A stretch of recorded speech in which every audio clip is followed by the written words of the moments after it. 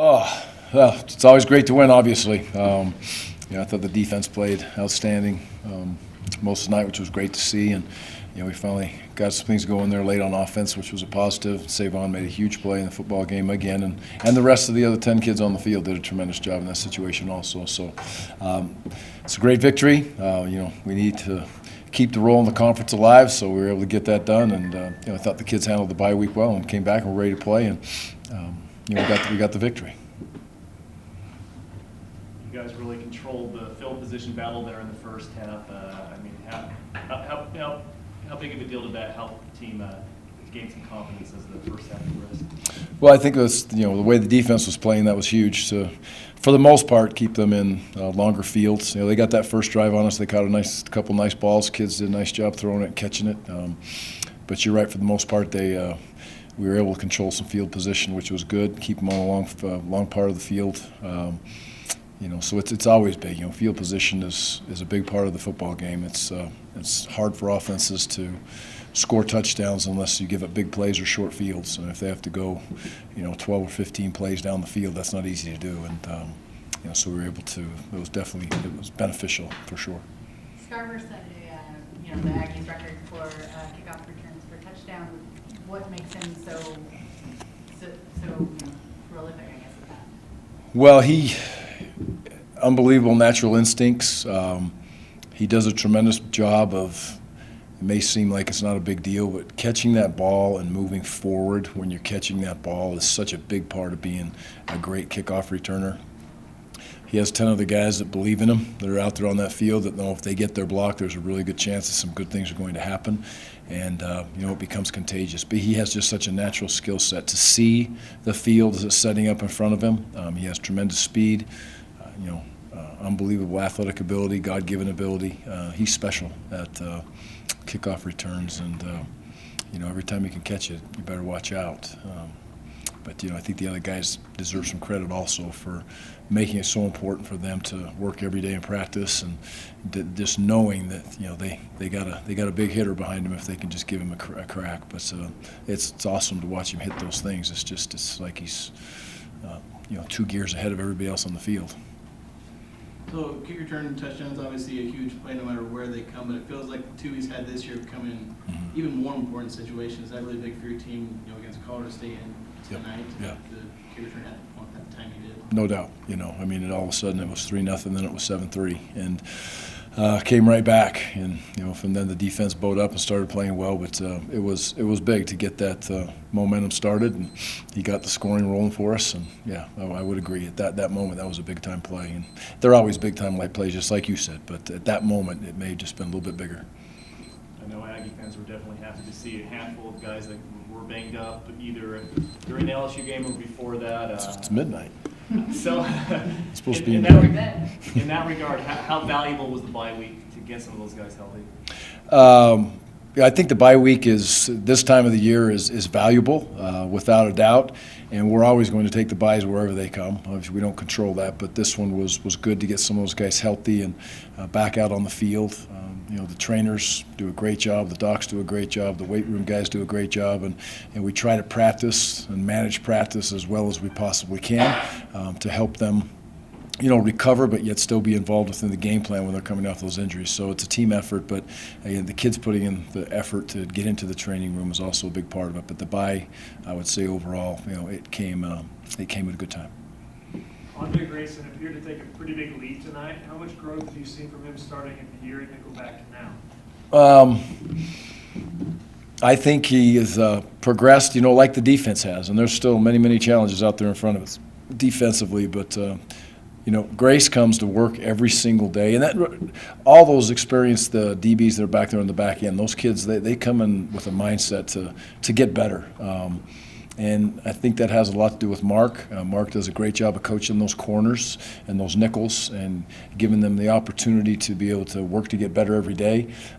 Those kids are completely bought into him, and I know he's completely bought into those kids. But I've seen him personally continue to grow and develop. And Grace is ultra competitive, smart. Again, natural athletic ability is is special for him, and he's a physical kid for his size. He's extremely physical, so it's great to see him continue to make the strides that he's making, and he's a fun kid to coach. Is he feeling a little more motivated since they were playing Nevada and him being from Nevada? No, I don't think he had any extra motivation for none of that stuff. What he was doing, I think he was just ready to go play. So, Coach, speaking on the defense as a whole, Nevada had 17 drives. You guys forced 10 3-and-outs, and then with the safety and the 2 interceptions, Nevada had only 4 drives in the 10th game that lasted 4 plays. What was it that you guys were doing defensively that really made it difficult for Nevada to really even get any sort of drives? well, first of all, I would say that the defense overall played really good team defense, and that was fun to see. And they played with good energy and mojo, and had a little swag to them and excitement, and that was great to see. I think that the plan is developing a little bit bigger every single week when we can have a bigger plan, a bigger game plan, if you will. They're handling that very, very well also, which is great to see those kids able to digest more throughout the week and feel comfortable with it, and put it out there. There's more fronts, there's a couple more coverages and the tweaks that they're handling, but at the end of the day, it's those 11 kids that are out there on the field, and you can see there's a lot of kids playing. On the defensive line, there's a lot of young men rolling through there. They're staying fresh, they're flying to the ball. The pass rush helps the pass defense. Good pass defense helps the pass rush.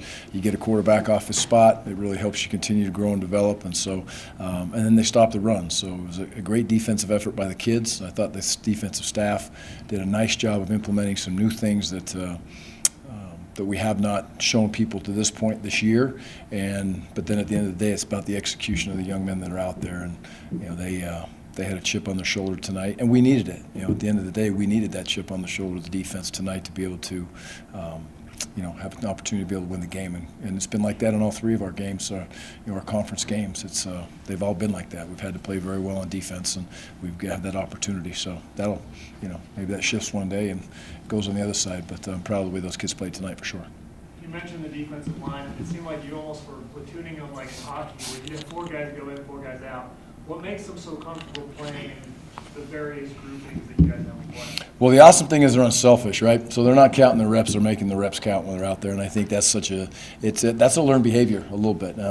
I've always been just a big believer, and I've been a D-line guy for a long time. If you're a 4 down front, you need 8 of them, and you need to be able to have those kids that can roll. And then there's times when those defensive ends are coming in and playing defensive tackle, and that's kind of sometimes hard to swallow for Chris and Devon to sit there and say, well, why is Baker playing defensive tackle right now? But it's not like that to those kids. They handle it well, and when we got them, we're going to roll them through and keep them fresh. And they've really kind of just adopted that and are comfortable with that, with the rotation that they have right now, and they understand that it makes them a better football player. Coach, with the 4-game rule for redshirting players, you usually have like a plan for who's going to redshirt, but sometimes players will play themselves out of that plan. Is there any players that this season so far that you as a coaching staff decided you may not be able to redshirt them and have to play them more than those 4 games? Oh, there's a handful. Cam would be one. Cam's been out there a lot, and a bunch of special teams, and there's quite a few kids right now on that cusp. And it's great to see some young kids stepping up and playing. And tonight we held a couple guys out where you get in a game like that with 8 minutes left, and you'd like to play some young kids, but you don't want to take that red shirt off of them yet, or use that game. Then you've already used one down the line, so it's kind of a, you go back and forth in making those decisions on how to do it, when to do it. It's a little bit of a chess match, if you will, with your personnel groupings. But we talk about it during the week. But what we won't do is we won't compromise these seniors' opportunity to win football games by redshirting a freshman. We will not do that. So if we think it'll help our team win and give those seniors an opportunity to get another victory, we'll play them. But Coach, the last 3 games you guys struggled specifically in passing. There's something that's been missing these last 3 games, whereas in the first 3 games you were one of the leaders in the nation in passing. What's kind of going on? Well, it's a good question. I think that's, again, we've got to go back and dissect ourselves and look at ourselves and understand, how everything that we're doing. We looked at that last week and didn't look at it hard enough, right? I mean, you sit back and, is it what's the little tweak that's going to get us back where we were earlier in the year within the throw game? And it's important to the coaches, it's important to the players, and they'll all work as a whole to continue to get it going. And help us roll, because we'll need to, we're going to need that as we go forward. We all know that. All of us, every kid on this team understands that there's some big adventures and big journeys out there for us, and it's going to take all three phases firing all three cylinders to keep us in this race that we're in right now. But that's the fight for tomorrow, not the fight for tonight. We good? Okay. One last question, actually. Air Force next week, really tough matchup, going to be huge for the division, deciding final standings. How are you feel prepared? How prepared do you feel, I guess, going up against a triple option team like that? Well, we've put some time into it. I will just say this right now: this is a very, very talented Air Force football team. Played these guys for ever and ever back in the day, back in the WAC, and they do more on offense now than they've ever done, and they have really good players, really, really good players at the wide receivers, their fullbacks, their wings, their offensive line is physical, the quarterback's a really good player. So we know we have our hands full, and defensively they give you a bunch of looks, and they're going to make you struggle. They're going to show some things to you, and they're going to play some man coverage, and they're going to play some zone. They're smart kids, and they play hard. So this is a big boy matchup at their place, and how comfortable are we playing a triple option team? And we're going to be comfortable with our game plan every single week walking into it. We'll go in there expecting to win, and I'm sure Air Force will expect to win also. So it's a big-time game, and you've made it. They've made it a big-time game. I mean, those kids have made it a big-time game, period. And so have the Air Force kids. So that's what we're walking ourselves into, is a big-time game. Good? Anything else for Coach? Thanks, guys. Go Aggies. I for sure thought our defense played comfortable. Comfortable is probably the best word to describe it. When I look at it, everybody trusted each other. The coaches trusted us, we trusted them, and we just executed when we needed to, and we had fun with it. It seems like you've kind of come into your own in that nickel position. Early in the year, you're kind of playing for playing time, but obviously tonight you had a great night. What's been the difference for you? I would say practice during the week. As a DB group, we always challenge ourselves to be better. Our coach always challenges us to be better. We get graded on every single play during the week. So just kind of understanding what we need to get better at and what I needed to get better at, and staying in the playbook, getting smarter, and honing in on my technique has definitely helped me feel into the role better. Where do you think you've improved the most? I would probably say my technique, understanding how to align depending on where the ball is at, where the receivers are at, just playing around with it, getting more comfortable with it, and when the play actually starts, having the right technique to be in the right position. Secondary, for sure. You played well. The entire secondary played well. The defensive line did a good job getting pressure on the quarterback tonight. How much should things just all come together defensively tonight? Yeah, no, definitely. I mean, that's probably the best part about it, is that our defensive line, we can count on them always to always get pressure, and it makes it really easy on us back there, As a defensive back group, we trust that they're going to get that pressure, and we know what we have to do. We know our schemes. We know where we have to be, and we trust each other. We communicate before every play, make sure everybody's on the same page, and we just have fun with it. You guys gave up the field goal on the opening drive and then shut them out for the majority of the game. Was it a little bit of a disappointment there at the end to give up that touchdown and put them into the end zone there? A disappointment. I mean, if you would like to say that, of course we never shoot to give up a touchdown, but I think overall we handled our own really well, that touchdown, it's late, we never want to give it up, but I wouldn't say disappointing, that drive for sure, we can key in on some things that we need to fix from that, but everything's a learning process, a learning experience, at the end of the day, so not a disappointment really. This was such a breakout game for you. Did it feel any different coming in, or was there any extra, I was talking to Coach about, were you motivated because, I had people from Nevada watching where you're from, or what was different about this game for you? I don't know. I just felt really comfortable. I don't know. Like during the week, I was having a lot of fun, like with my teammates, getting better each and every day, and there was no nerves. We knew what we were gonna do. I had a feeling that I knew what I was gonna do. The coaches trusted in us, and we just executed. And that's the bottom line. I didn't think the offense played well. We played well enough to win, but if we was playing for a Mountain West championship today, I don't think that would have cut it. So got to get back to the basics, fundamentals, and you know, grind and fix everything. So, any questions? The strength of Nevada's defense this year had been the run defense. They've done a pretty good job, 3.8 yards a carry. I want to say 4th in the Mountain West in rush defense. So how gratifying was it for you personally to kind of inflict some damage there in the second half? Well, I mean, I wasn't satisfied at all. I mean, I have high, like I said before, I got high expectations for myself and the team. I feel like we could have played a lot better, but I'm not gonna focus on that. I'm gonna celebrate this win. So, speaking of what we did offensively, I think I have 15 carries, 126 yards. Jaylen Warren had 12 carries for about 77 yards. So that's a pretty decent yard per carry average. So that was good. In the first half, you guys struggled to run the ball a little bit, but it picked up in the second. Was that just the offensive line kind of getting comfortable opening holes for you? What was it? Well, you gotta give credit to Nevada. Those guys came ready to play. Those guys were physical. They put about 6 or 7 in the box, and they was just like, hey, we dare you to run it. So you got to commend those guys for coming out to play and catching us on our toes. So we gotta, like I said, we gotta get back to the fundamentals and get better. Gerald, you've been wanting to break a long touchdown run for the entire season. Tonight. Yeah. What was your thoughts when you broke in the opener? Honestly, so I've been watching Barry Sanders clips like for 2 weeks. So when I broke that run, I was like, what would Barry do? Barry not gonna get caught. Barry gonna score. So I was kind of happy. It was a relief. I did a little pump on the chest. It was a relief, and I'm happy that my wideouts, my O-line did what they were supposed to do, so I could have an open lane to the end zone. You had a guy following you the whole way. You kept looking back at him the entire time. Did you think he was going to catch you? No, I just got a bad habit of looking back. I just like looking back. I've been doing that since high school. I probably shouldn't do it, but it's a bad habit I need to break. It was like every 4 feet you looked. Yeah, I just be like, dude, I'd be like, what he doing? Yeah.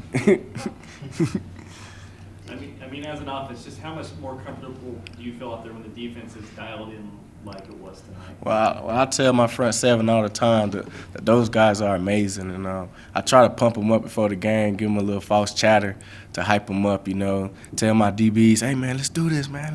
Let's turn up on these boys, man. They can't mess with y'all. You know what I'm saying? I like to hype people up so that they can play at a high level. So. Gerald, you kind of admitted yourself that it was a bit of an inconsistent night for the offense. It was a really cold weather game. But you guys still managed 418 yards. Do you feel it says anything about you guys as a unit that you maybe don't hit your stride, but you still can gain 418 yards? Well, like I said, it's good enough to win. It shows that if the offense get to clicking, what can we do? You know what I'm saying? We haven't played our best game on any side of the ball, offense, defensively, or on special teams. So we got to have a game where we all come together, mesh together, 3 different phases, play their best game. So we're still waiting on that. Gerald, at Mountain West Media Day, you told us you want to believe everything that you can achieve. Believe the hype. Yeah, you got to believe the hype. Don't you think grinding out a win, even though it's not your best offensively performance, is part of that? Yes, but I also believe you should never be satisfied with where you are in life. You should always want more because you deserve more. If you put in that time, you put in that work, you grinding, you deserve that. You know what I'm saying? It ain't gonna be given to you. You're not ordained to have it, but you deserve it. You know what I'm saying? So like I say, my expectations is super high. Like I could have rushed for 200 yards and still would have been mad. So, that's just the kind of person I am. So. Did it at least? Even with the things that didn't go right, when those moments came with the 2 touchdowns, they were 1-2 punch. Did it surprise you to find you were going for the second one? No, it wasn't surprised at all. So we was on sideline and we like kind of drew up a little play for COC, and I'm like, all right, this gotta work. And then when he caught it, I was like, I gotta score. Like you ain't got no choice but to score. So like you gotta save your bullets when you're in the red zone because the longer it takes for you to score in the red zone, the harder it is to score. So you got to score when you can and take advantage of those opportunities. And my O-line did what they were supposed to do, and I just put the cherry on the top. Do you feel like it's possible to take some of that momentum you had late in the fourth quarter over to the next game? Yeah, not really, because you know preparation is everything. So don't nobody care what you did last week. It's what you do when you show up Saturday. You know what I'm saying? Anything can happen. It's football. So the first play might be the most important play. The 38th play might be the most important play. You never know. That's why you got to play every play like it's the last down. Next week with Air Force, in the past against the Falcons, it's kind of been a time of possession battle where they always seem to hold on the ball forever. As the running backs group, do you guys feel it's a little bit of your responsibility to try and balance that out, to try and sustain some long drives for the offense? It's not about sustaining long drive. It's about scoring points. So Air Force is running triple option, so you know they're gonna eat up that clock running that ball. So they don't throw a lot, but when they do, it's pretty effective. And so as an offense, we just got to know to score points. It's not about how long the drive is or anything like that. When we get the ball, we got to put points on the board, and that's what really matters.